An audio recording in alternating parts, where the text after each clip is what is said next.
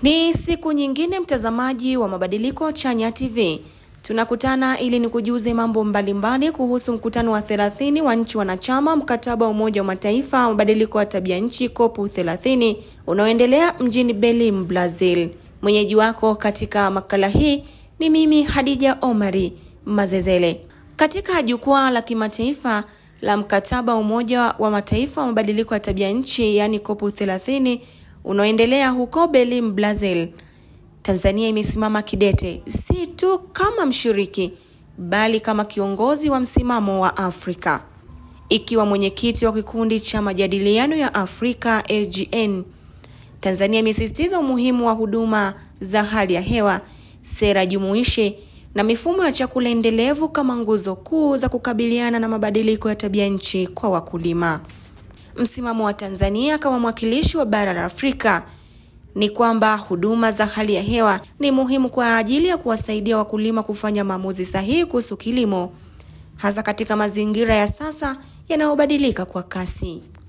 Kauli ya Tanzania imetolewa na Dr. Richard Mayungi, mshauri wa Rais wa Tanzania kuhusu mabadiliko ya tabia nchi na mwenyekiti wa kikundi cha majadiliano cha Afrika AGN, wakati wa mkutano wa pembeni wa COP30 uliokuwa na kauli mbiu inayosema kuchochea hatua za tabia nchi, zana na sera kwa mifumo ya chakula inayolingana na tabia nchi na inayostahimili athari zake. Dr. Mayungi amesisitiza umuhimu wa huduma za hali ya hewa kuwafikia wakulima wadogo ambao ndio walio hatarini zaidi kutokana na athari za mabadiliko ya tabia nchi, ambapo kwa upande wa sera za chakula zinazolingana na tabia nchi, ujumbe wa Afrika umezitaka nchi wanachama wa UNFCCC kuingiza mifumo ya chakula katika mikakati ya kitaifa ya tabia nchi yani NDCS na NAPS.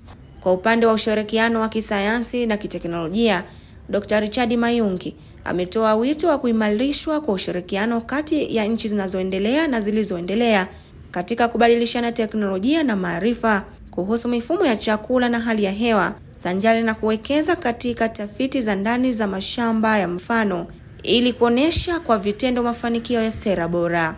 Naye meneja programu ya maisha endelevu ya dharura kutoka shirika la Action Aid nchini Kenya, Kitasi Wanga, amesema jamii za pembezoni hasa zinazoendelea zimebeba gharama kubwa ya mabadiliko ya tabia nchi ingawa si wachangiaji wakuu.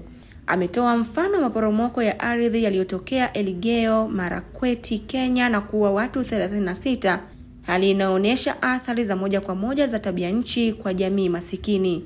Wanga ametoa wito kwa viongozi wa dunia kufadhili hatua za tabia nchi kwa jamii zilizo mstari wa mbele badala ya kuendelea kutoa ahadi zisizotekelezwa.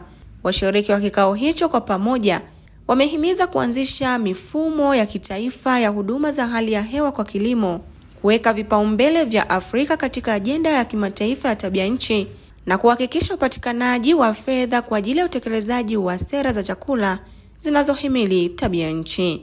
Hadi hapa tumefikia tamati ya makala hii iliyoangazia huduma za hali ya hewa, sera jumuishi na mifumo ya chakula endelevu kama nguzo kuu ya kukabiliana na mabadiliko ya tabia nchi. Kwa heri kwa sasa. Jina langu naitwa Hadija Omari Mazezele.